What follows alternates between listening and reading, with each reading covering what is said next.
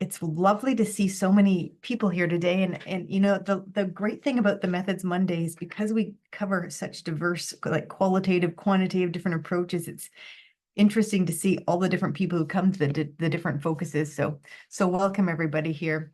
For those of you who don't know me, I'm Catherine Donnelly. I'm the director of the Health Services and Policy Research Institute. And it's just been over a year since we started offering Methods Mondays. And so if people haven't come before, welcome. Sherry does a wonderful job of converting these all, and they're recorded and they're all up on the YouTube, the History YouTube. So you can see the range of methods Monday talks that we've had. But this month, I'm so excited to introduce and welcome Nicole Bobbette. So for those of you who don't know Nicole, she is an assistant professor at the School of Rehab at Queen's University. And her research focuses specifically looking at health and well-being of adults and older adults with intellectual or developmental disability and their caregivers. But I also know she has a sweet spot for primary care as well. So hits a number of the different focuses of folks here today. So I won't belabor this, but Nicole's here to talk about imposter participants and issues and strategies to manage authentic participation in qualitative research. So Nicole, I am very keen to hear more about this, and I will pass the floor over to you.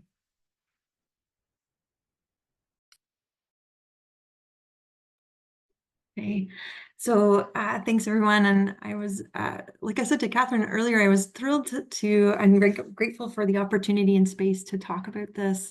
As a qualitative researcher who does research primarily in the community in health and social care space, it's something that I'm both currently and have been grappling with largely for the last 5 years with a rapid shift to online recruitment and data collection. And this presentation was really born out of kind of a selfish and practical need to understand how to continue to do high quality qualitative research, but also to help name discomfort I've been feeling in conversations regarding identifying participants as fake or an imposter or suspect. And I think I'll hold some space to talk about the effects of how we name that later on. And I know many of you in the room and similar to others in this space have started to wonder if you have experience in this research, like who are participants we've come to suspect? Are they purposely trying to mislead us? Is it because we're offering an honorarium?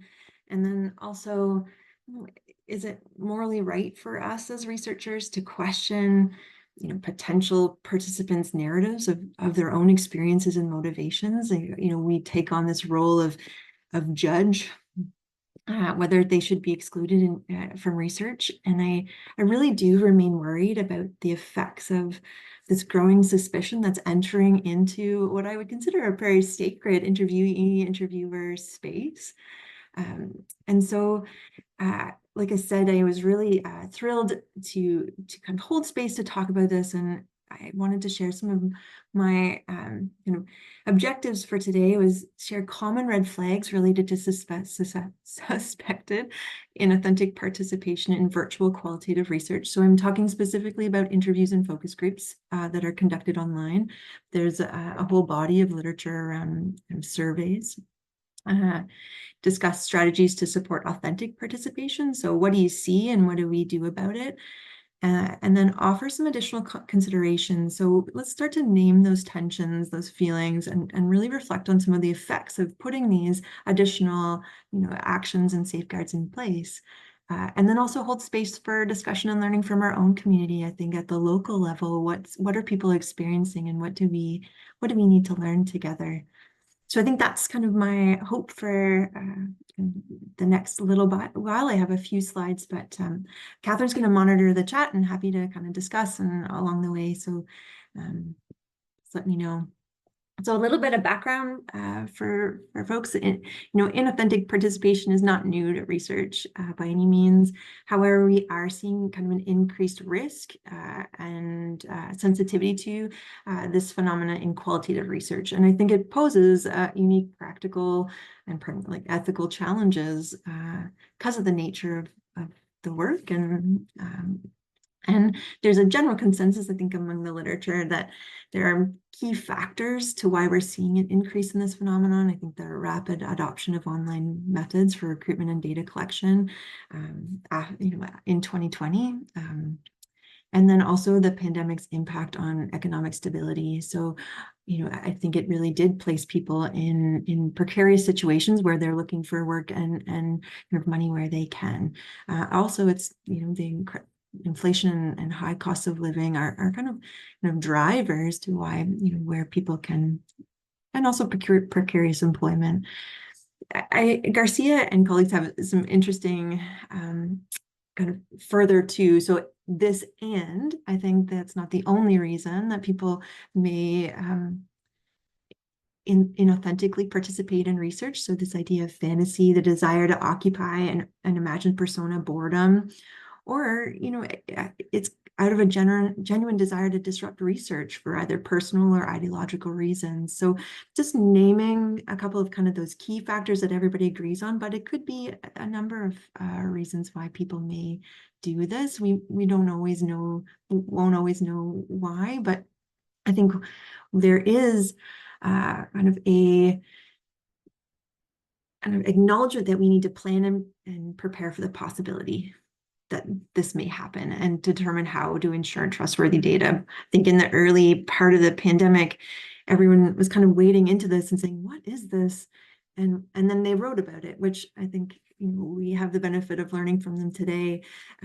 But now I think we're in a position where we can't say, oh, well, why did this happen?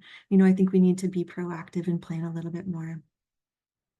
And so for folks in the room, maybe kind of whether you're new to this or you're living this every day, I wanted to just kind of highlight what, from both my personal experience of grappling with currently, but also from the literature, what are some red flags that you may see? And I'm going to put an asterisk on this, and that I would encourage people to look for patterns. So there's not just like one thing, and then you're just like, okay, well, that's a suspect email. They must be, must not be real. Okay, so we'll start to look for some of these things, and you start to kind of gather a story. And if so one of the first things you may see are that participants respond really quickly, sometimes within minutes of advertising, and often when it's posted to social media, Facebook in particular. And then if there's quick succession, so multiple follow-up emails, and this influx of responses within a short period should just raise a little bit of suspicion, like just what's going on there. I will like always remember that first time I'm like so excited that someone's interested in my study, and I'm like, I've recruited in an hour and I'm done. Like I was, so worried that we were going to be recruiting for a long time, and then, you realize that as you start to go through them, maybe there's something going on here, and that's where this tension comes in. You want to believe the best in everyone, but so here are some of the things you kind of, with a more discerning eye, start to look for. So blank subject lines in emails, verbatim from the recruitment ads.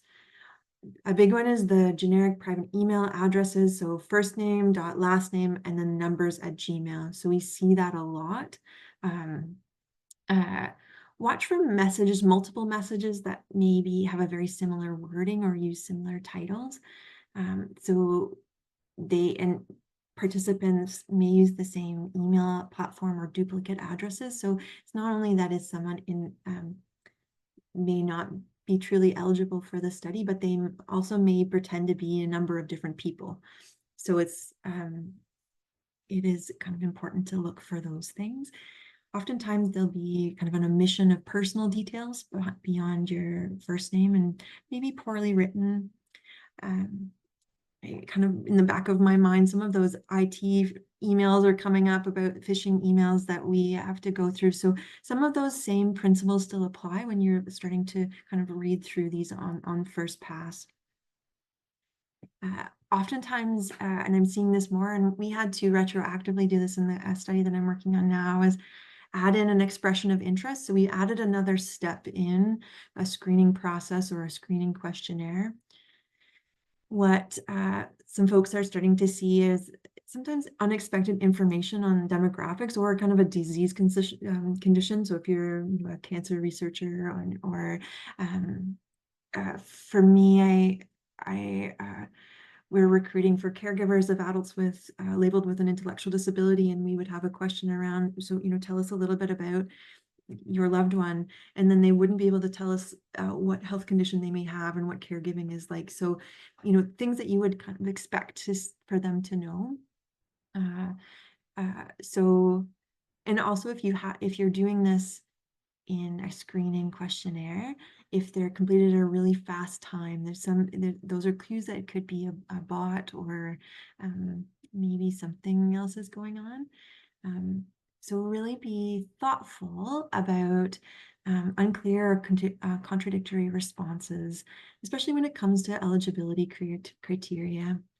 So some of the things that we're seeing is someone saying that they receive service from a particular agency, but that agency isn't in the same geographic area as they said that they live and their location. So it's not that we're going in, guilty until proven innocent, but we're just starting to see, well, how would that actually work? Like, how would you receive services if you don't live in that area? So we're also seeing things like unwilling to put on your screen or your camera. So I guess they're the same thing depending on what platform you're using. But in the for screening calls, so people would just say their connection was poor, or they're unable to, or they don't feel comfortable to, which is all perfectly reasonable responses. But when you start to see a pattern, you just start to think, when it puts parts of the pieces of the story together. There was a study, Hoskins actually worked in the States. The eligibility criteria was to be from the States. And when you use a voice over internet phone, then you can't tell where that person is. So you can't actually tell whether they're in the geographic location that is part of your eligibility criteria. So we do try to ask for real phone numbers. There are a number of reasons or alternative reasons that people may not have a phone. So, but we have been getting a lot of fake phone numbers. So when we try to call, they're not in service, or they belong to someone else, like a church or, a charity. So a common phone number, but it wouldn't necessarily belong to the person. So those are some of the things we are kind of starting to see, or encourage you to kind of think about regarding recruitment. And when we get to data collection, it's kind of similar to the same thing. So you assume that someone comes through and we've checked, and we're ready to set up an interview or a phone call or a focus group, and they have a preference for online versus telephone. So but they'll then keep their camera off. And so some of the behaviors that we have, and certainly reported in the literature as well, is it's a little bit more difficult to build rapport with some of these folks. So there's limited engagement. So in a focus group, they may remain really quiet. And as someone new to conducting focus groups, you may think, okay, well, that's on me for not necessarily holding space for everyone. That there's certain personalities that may talk more or less. But it is this like consistent pattern of not responding, or seeming distracted, or there's lots of noises in the background.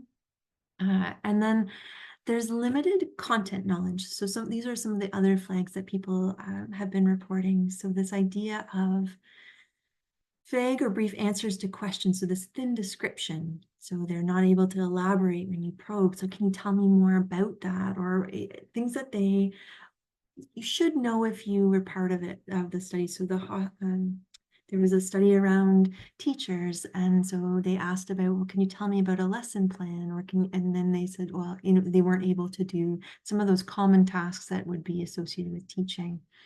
And then they may also present some incongruent responses compared to what you learned in the pre-screening process, and able to clarify that. So again, it starts to feel like we're going in really suspicious of people, but I want to just point out what people have experienced and together kind of try to provide a list of things that you may want to be mindful of. I think because of that thin description and that inability to talk deeply about something, that we tend to see the focus group interviews a shorter timing.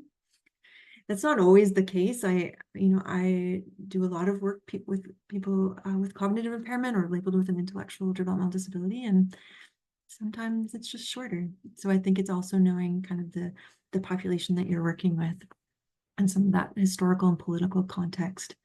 And then there might be duplicate or similar responses among multiple participants. So they join as as different people. And in one study, it was this person always had to have an interview at 9 o'clock. And there's always a baby crying in the background. And then when they asked them, okay, well, what school do you work at? They would name something within the New York region, but nothing specific. So then they started to think about, okay, well, what's going on here? So generalities struggle to provide inconsistent and kind of contradictory pieces, and maybe changing their story just a little bit. So where it comes into kind of additional complexity is if you have more than one data collector in your research study. So you wouldn't necessarily know if you're talking to different people. So I think I'll get into kind of some of the strategies that we can help to mitigate that, but it's really easy to slip by if there's more than one person kind of talking to folks. What we also see too is once the interviewer focus group is done, there's kind of really repeated, quick, persistent responses for payment. And I think we have a duty to compensate people in a timely manner, but this is kind of above and beyond that as soon as the interview is done.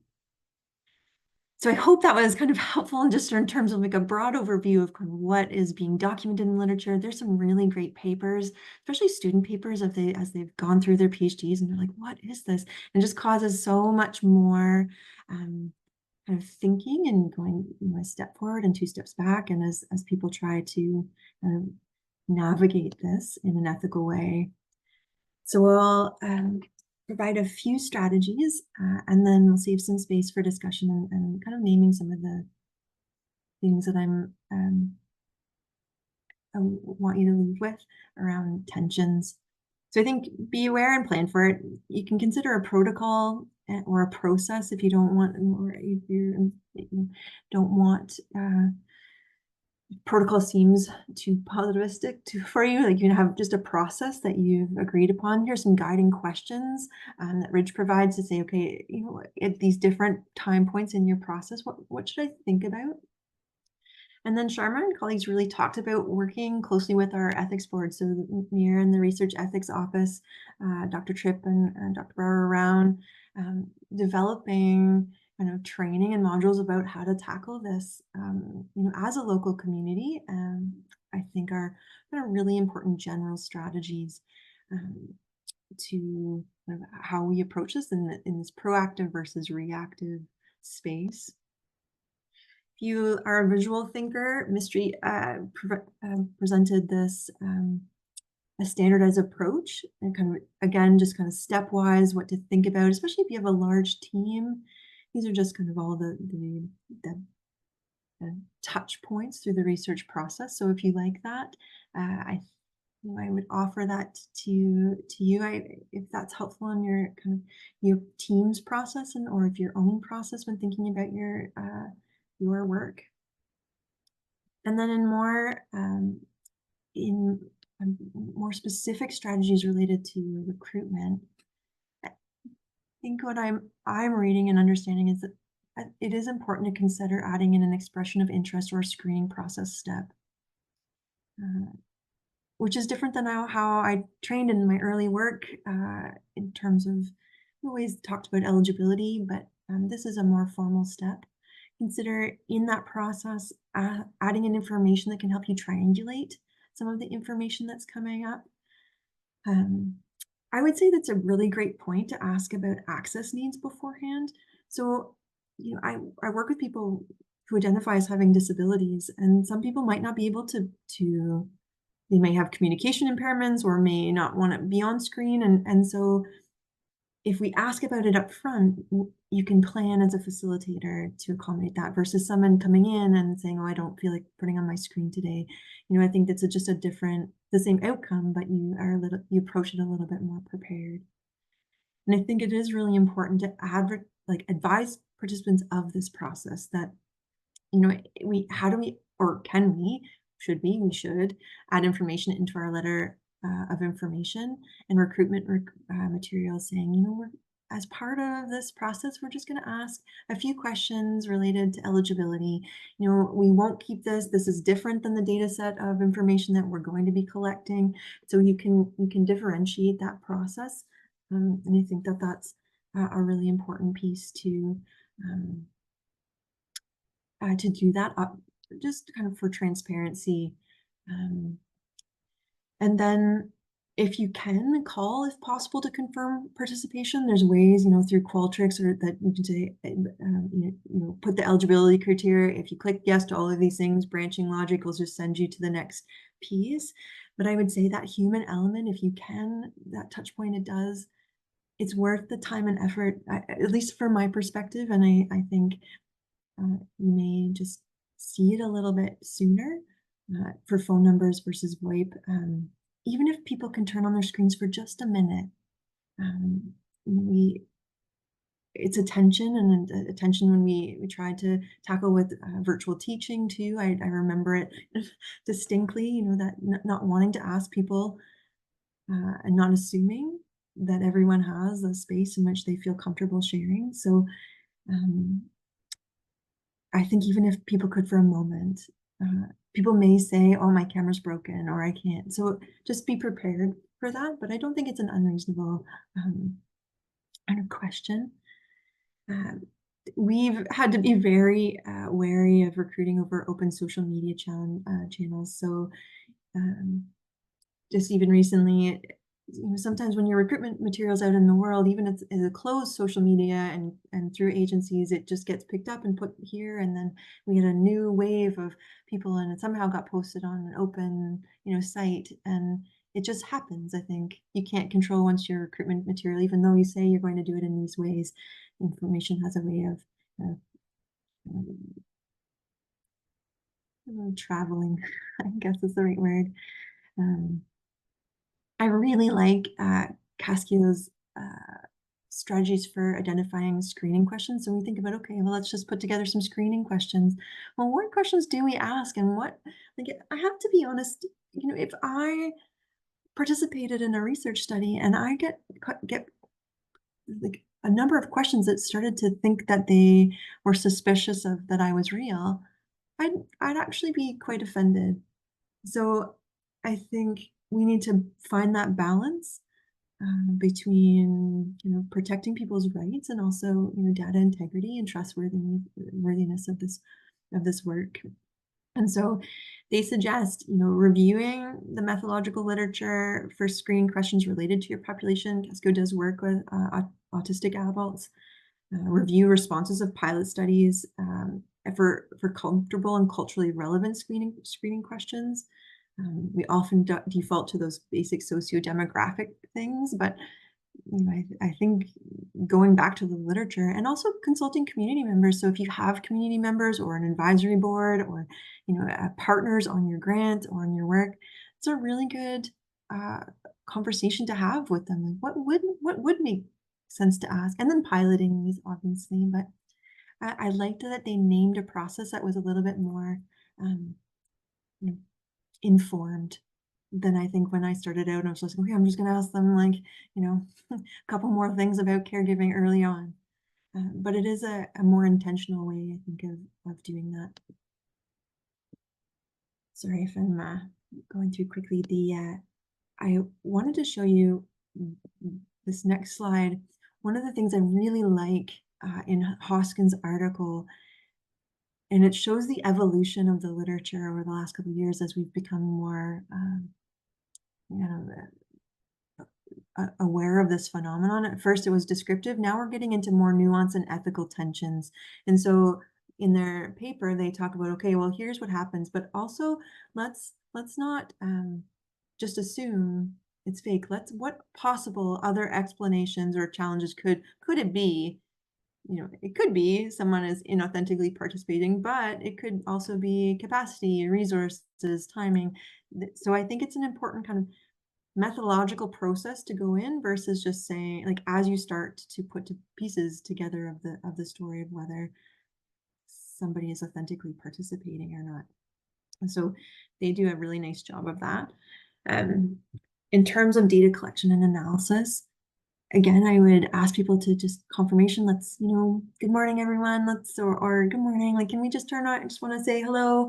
And then you can turn your screen back off. You could build in a question that would require deeper knowledge of the concept. The teaching example, could you tell me what a teaching plan looks like? There was this common, you need to keep a reflexive journal to document your feelings after your interview. That audit ability, that audit trail is a really important piece. And partly building in, okay, what feelings are coming up for me here? One of the strategies I read about was that you could actually just come into, if you're doing it on Zoom or Team, come back into the room after people have left and just tell your story so that it gets transcribed and it's part of the data. So you can do it in your own, or you can have it as a record there. So I thought that was neat. I haven't tried that, but I may, depending on what comes up. Also, the idea of having regular team meetings to discuss, and it's really important, again, if you have multiple data collectors, and really starting to name those ethical approaches and tensions and having more eyes on it. I think it'll feel more confident because I don't think that's a black and white kind of prescriptive. You're starting to look for patterns. And as you start that analysis process as soon as possible, then you can start to read, wow, this person's account or experience is often also like this one, minus a fewer details. So you can start to see that earlier in the process. There was a kind of a recommendation that you start to kind of be skeptical about what data, but there's also this thought about maybe keeping all the data and not being in a position to start to remove people. So in survey data, you can remove lines and remove that you think, but are not kind of relevant. But what are the effects if you keep all the data? And you can start to actually code and theme and say, what are the differences between these people that we suspect and people that we also suspect are authentic? So it also takes away the step that we have to start going in there and saying, real, not real, we just take it all in and we analyze and interpret after that. One of the suggestions with coding is adding kind of a suspicious response code, and then you discuss that later with your team. So, I was trained in doing a quotable quote and things that I want to make sure I pull forward for my manuscripts, but adding this to say, I'm going to come back to you and start to kind of decode, I think is a really helpful thing. And then they also mentioned just the reimbursement, the gift cards versus e-transfers. So thinking about how to do that safely. So those are really like the practical things based on literature that we are seeing around recruitment and data collection analysis for, in particular, these online interviews. I've just got one more section, and then I'm hoping that we can have a conversation about the things that you're experiencing and kind of learn from each other, and where do we need to go kind of as a local community.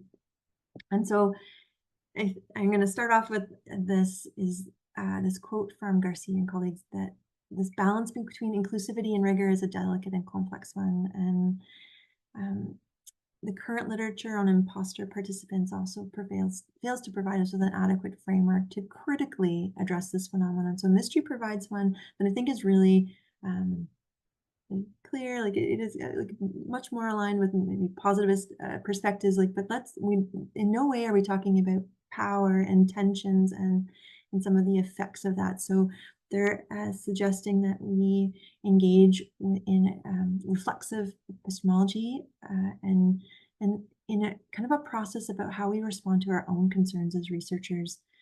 So with that in mind, they've done a really nice job, I think, of kind of naming some tensions So one is around, well, I think McLaughlin has a really nice paper around ethical frameworks for dealing with this phenomenon, and they note that a prescriptive approach isn't sufficient, and we need thoughtful and systematic consideration. They're coming at it from a psychology perspective. I really think it's a helpful paper. And then Garcia's was a paper that really made me think. And so the idea of how we name and frame the problem of imposter participants is really problematic. It carries adversarial and moral connotations, right? There's though they are a perceived threat to research integrity. And if we adopt that as qualitative, that kind of stance as qualitative researchers, that our imposters are fraudulent or liars, they should be screened out, it does embrace a more positivistic epistemology that it is it is at odds with a more interpretive and constructed nature of data. And it puts a researcher in the position of an expert, and assuming that I know or we know the truth of participants' identities, experiences, and motivations for taking part in research. And I think that's also not morally, but also ethically problematic. And I think it can also be informed by kind of normative prejudices and that excludes some people, participants based on, what if their stories fail to conform to what we expect, and this idea of coherency in their narratives. So what Garcia is suggesting is that and colleagues, that we move towards suspected participants versus imposter, because it more accurately reflects who owns the problem. So it is our problem as researchers, not they are the problem. And I think that's a really important kind of distinction, and kind of helped me reshape and kind of name this, like in our research meetings, and be like, oh, well, they're fake and they're fake and they're fake. And it just didn't feel very comfortable. So wanting to just add that in, that we need to challenge that and use more deconstructive reflexive approaches in relation to these potential people, because a lot of what the richness of what we can do in qualitative research is acknowledge that lived experience can be messy or contradictory or kind of blurry, right? And this kind of fracturing of trust, if we go in suspicious, if we go in assuming that people are guilty and then must be proven innocent, there's this kind of trust and mistrust in the research relationship that I think we really have to kind of be careful of. And many of the things that I just shared with you, actions and that we put into place to help us create more rigorous research, I think could also exclude voices of people who may struggle with shame, stigma, trauma they've experienced in research. It's really interesting. Alan Martino Sentinel does some really important work with adults living with an intellectual disability, and then really talked about this potential of re-traumatizing folks. So this idea that the reproduction, does research actually reproduce this experience where people with disabilities have to prove that they're legitimately disabled? This is their lived experience, and to be able to access research about them. And so there's also something that doesn't fit very well in there. So we are trying to, safeguard people's experiences, right to privacy, and honor their experiences and maximize inclusion by removing barriers to research. But now we're also putting all of these checks in, and we have to, I think, be really careful about that, especially when some of the content that we're talking about is quite sensitive. And then his quote really, are we excluding eligible participants due to our suspicion and creating unnecessary barriers for participants who are so often questioned and silenced? that's like, I'm doing research and I kind of want to do this work to be able to amplify the voices of people who have historically been questioned and silenced. So I'm worried, and I have to walk this tension, I think, between doing high quality research and then not perpetuating this kind of ableist and kind of more positivist approaches. And I guess I also would just end with the final point that there's a rapid evolution of AI participation. And what we're seeing is that while there's lots of benefits, these large language models are really capable of producing written prose, or filtering images or videos. And it's going to continue to get more and more sophisticated. And so it'll be harder to tease out, I think, if someone is a person or not. So I haven't encountered this yet, but certainly other people have, doing qualitative research, especially the people that don't turn on their screens and are just participating kind of via text. So there will be greater difficulty in detecting this. So building in some of those things, I think, will be important and moving forward for our field.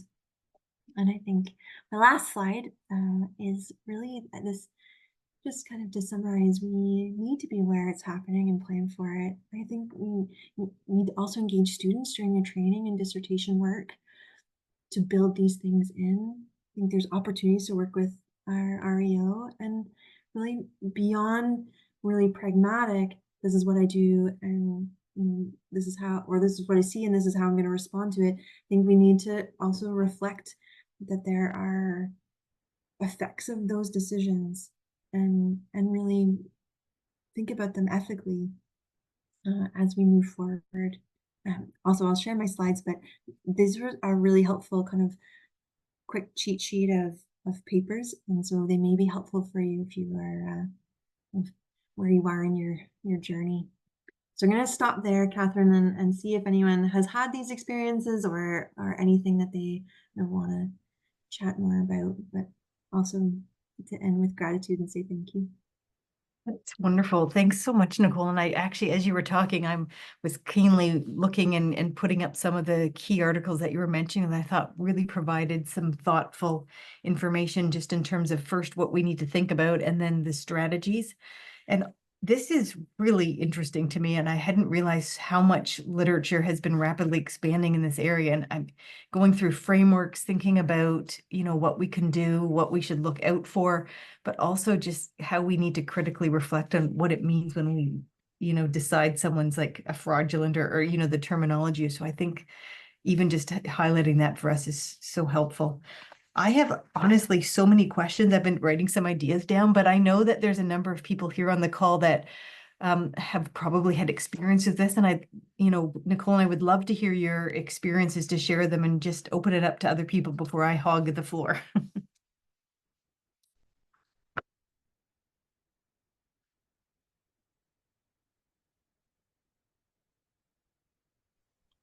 Hi, everyone. Hey, Rebecca. Hi, so I'm Rebecca, and I did some qualitative work in the cancer space among people labeled with intellectual or developmental disabilities. And what I did find is I tried to recruit primarily through organizations that support people with those experiences, but some of them asked if they could put like the recruitment flyers, for instance, up on Facebook or Twitter or whatever it's called now back then. This was a few years ago. And what I found was after that happened, then I had two people email me, and there was some of those flags that they, had a certain email and they weren't comfortable.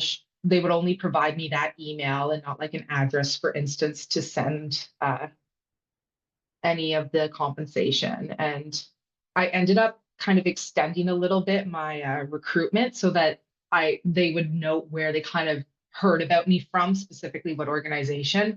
And then from there, they never responded. But it's definitely a dynamic of saying, you want to recruit people who self-identify as having that experience. And it gets really tricky being the one to like almost make those decisions. So I really appreciate the tips and the resources you provided. Thanks very much, Rebecca. Those are, I don't know if you want to add to that, Nicole, and I see Nicole, or that Colleen also has her hand up. Yeah, thanks, Rebecca. I think it's such an important piece, and they often then just drop off. They ghost you. I think Yeah. if you it doesn't feel comfortable being a gatekeeper. Like No. we have eligibility criteria, but really in good faith that because we want to describe this phenomenon. Mhm. So thanks for that. Colleen. Yes. Yes. Thanks so much, Nicole. This has been really fascinating because we recently had our first experience with this. So I was very keen to hear what you had to say, and I'll be very keen to look at the literature closer. So just a couple of things, and then a question. One of the issues that I know happened with us, or why it happened, or how it sort of took us by surprise, was that we had, so there were we're a team of 3 people doing qualitative interviews. And this one person really was quite new to qualitative. So while we do training among us to go over the interview guide, to talk it through, to ensure that we're using the same language, that we have the same understanding of what we're asking, this was just beyond our radar. We just didn't. So after the fact, when we debriefed, we recognized, yes, this was an imposter that wouldn't turn the camera on. So many of the things that you had said, and absolutely the responses weren't at all consistent or made any sense in the context of what we were looking at. So again, yes, thanks for doing this, and I'm going to look further into the research because this is quite new and certainly something we need to think about. One of the questions I have for you, and I missed it, I think, was you made reference to gift cards versus e-transfer. And so I wanted you to, do you mind just sort of reiterating what the difference was there and what difference that would make? Yeah, so it came from Hassan's study in the US, and then also there's a study out of Australia. And so it was just a matter of they were looking for people in particular that the participants that were coming in wanted e-transfers or cards that were only able to be used internationally. Like, so they weren't, so it was another sign that potentially they weren't in the geographically eligible space. So it was signs for them that they came back and they said, oh no, we want this because you can use it in other, and also to the mailing of the gift cards in the catchment area that Crystal had mentioned. And I haven't done e-transfers, but I think that was the main reason, at least in the literature that I read, was more around another clue that people weren't in the area that they, not to say that it's not an appropriate way of compensation, but it's harder to know where the money is going. Okay, thanks. Thanks, Colin. Steph has her hands up. Thanks, Colleen. That was interesting. And I can imagine that at first, like for me, it would take a long time to actually grapple with, okay, maybe this person wasn't real if you're not anticipating it too. Steph, and then there's a question in the chat by Crystal.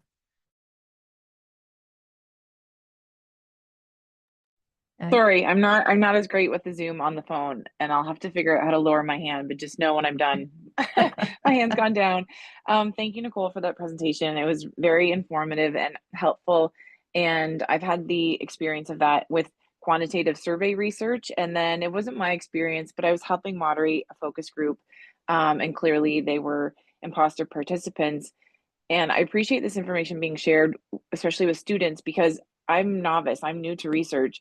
So I felt terrible. I felt like it was my fault. Like I should have known what to have done because we went on. And it was kind of hard because half of the participants were legitimate and then the other half clearly weren't, and they couldn't really keep up with the conversation. And the other participants noticed, like we got feedback later.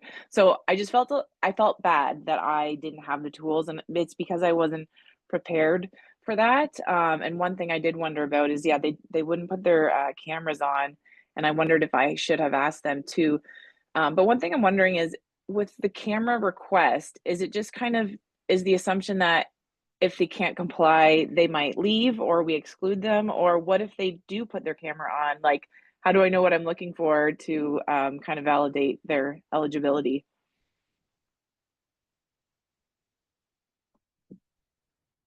And this is, you know, I would open it up to anyone and that's had experience with this and stuff. I really feel for you. I've also, it's just an uncomfortable space to be in, uncomfortable for everyone who's participating in the research process.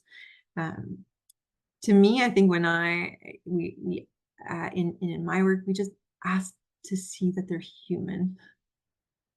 So I'm not looking for particular features or like experiences or like backgrounds. I just want to know that they are a person, and then you can kind of see that they're the same person when they show up for the focus group. So if you include it in the screening, that makes sense.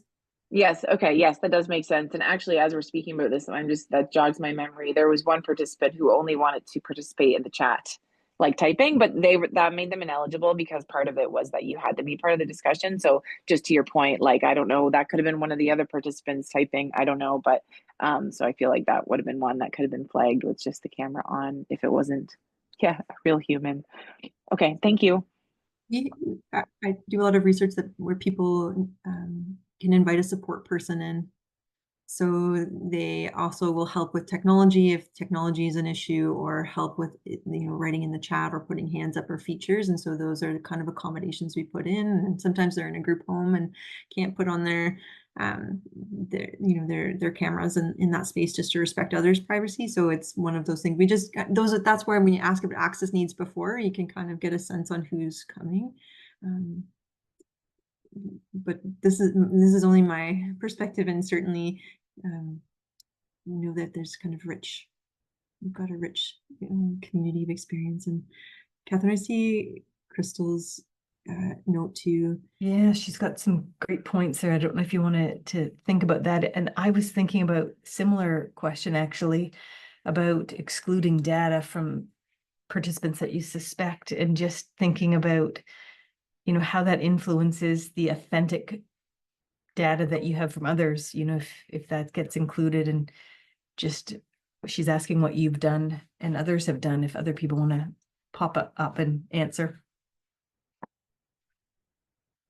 And Crystal, I'm just trying to see if you want. Oh, there. Hi, Crystal. So we're in the squares. Yes, I'm a real person.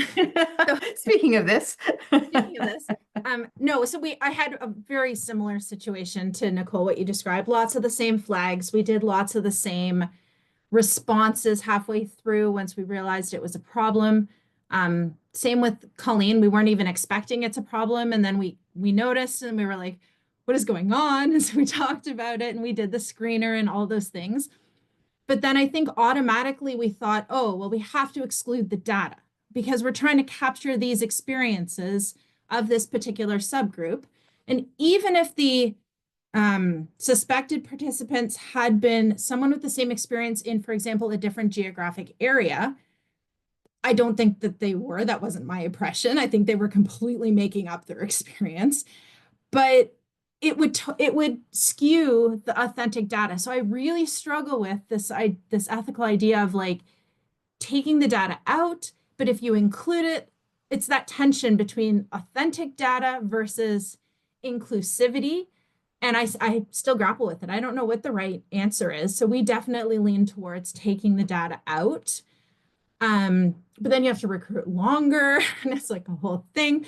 But you want to answer the question that you asked. And my question wasn't, what do suspected participants and authentic participants, how did the data differ? Like, that's not what I'm studying. I don't know if others, I'm specifically interested in anyone that kept it in. And I guess you just write a second paper. You have your like authentic data paper, and then you have your comparative paper if you're interested in that space. But happy to hear other people's experiences. I had not read about keeping everything in. I'd read about approach where you like either you approach it as a cynic, and then everybody is fake until you've proven authentic, and then you have this like selected approach where you start to select pieces like where and kind of parse out the data, and then one where you assume you're seeking in everyone is truth until you prove otherwise. But I definitely agree with you. It does change it, and I think it to me if I would have to compartmentalize it and then approach it differently. Like I just start to see what that looks like. But Crystal, 100%, it changes I'm not suggesting that and everybody do it, but what happens when we don't do that? And I think you automatically start to filter it out because it is a different lived experience and it doesn't answer your question. Actually, Nicole, my question to follow up, and then I'd love to hear from Reshma, who included the data set. Has there been studies just actually, Crystal, when you're saying it, I'm like, that would be so cool to actually parse out the data from the individuals that you think may not be authentic and actually do another analysis. Has there ever been publications like that, Nicole, looking at that? I read a paper from a PhD student that she was kind of living it as she was writing it. And so she started to do data collection or do analysis, and then realized she had inauthentic participants in there, and then had to throw out her code book and start again, like take things away. And so it actually just is much more labor intensive in that process of trying to figure it out. But I haven't, and so I'd love to hear what Reshma has done. Yeah, Reshma, let's. Yeah, I think that I also had a similar experience, and it was at the beginning of the pandemic. And that time, actually, only few studies out there, like some other researchers also kind of alluded a similar experiences. So the reason actually we had to include, because until then we are not sure whether it is the real participants or it is just our kind of, we are not sure like whether it is the fake participant or someone is real. So we just gave the benefit of the doubt for that time being. But after that experience, we just decided like, okay, moving forward, if we recruit any participants, we just added that inclusion criteria, like, could you please just open your camera for a second? And then, okay, maybe after 2 or 3 seconds, then you can turn off your camera. So, and again, there is no guarantee like it can really, prevent all these imposter participants and all other thing. But our assumption was that like it will minimize, because in that case, participants may think like, oh, okay, if that is the requirement, then some people will think twice to do it again. So yeah, that was my experience. That's interesting, Reshma. And can I just probe a little bit farther, just because it's so interesting, because then I can see at the beginning of the pandemic, these things were maybe more novel.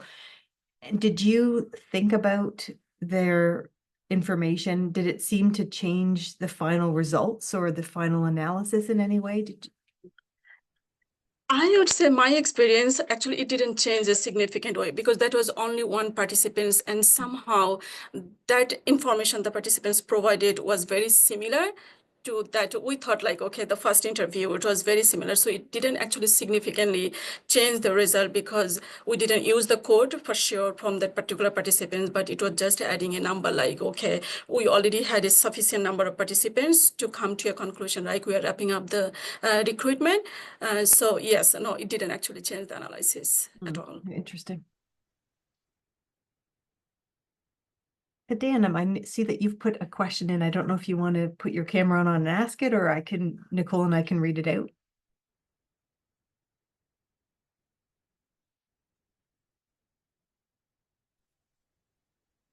Hello. Thank Hey, you so Dan. much. This is very informative and very insightful presentation. What I wanted to know is, so most studies use the term people who identify as having disability as inclusion criteria. And what's the impact of having such broad kind of inclusion criteria in increasing the chance of including more imposter participants? Yeah, thanks.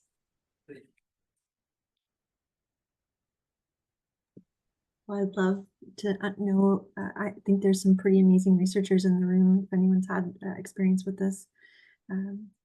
I feel strongly just that I would want to keep it broad. and then build in other ways in which to have these conversations about what that lived experience would look like.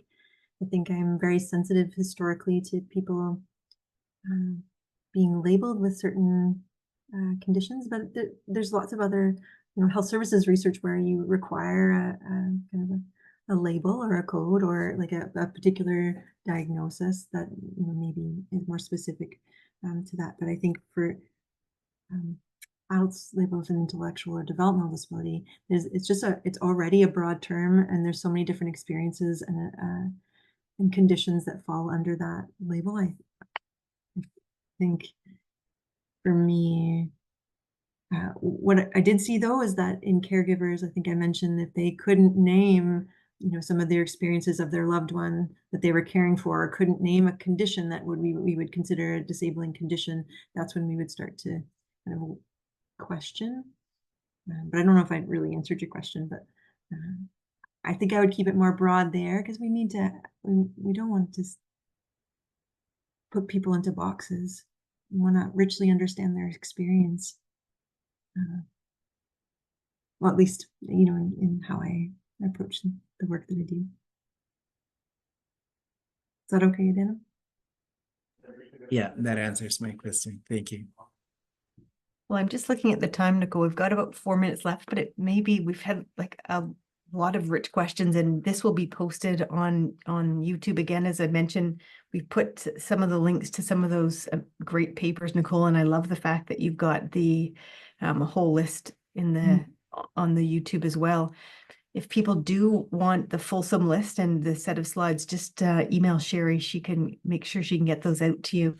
And I don't know if anyone has any last questions, but Nicole, I just wanted to, before I say thank you, just let everyone know that our next Methods Monday will be the last Monday of March, which is March 31st. And Fikadu, and I know Fikadu, I'm sorry, I'm going to not do a good job with your last name. Yulashit will be doing a talk on cultural adaptations of intervention. So he, in his doctoral work, did a really interesting study looking at a cultural adaptation of diabetes coaching intervention and going through frameworks and methods and approaches in terms of how you adapt interventions to different contexts. So that will be really interesting. So we'll have had 3 really different Methods Mondays for January, February, and March. So that is wonderful. So Nicole, thank you very much. Really, the number of different types of details you can get into in terms of methods and approaches, it's been such a great experience. So thank you so much, Nicole. And thank you to everybody. Hope to see you in March.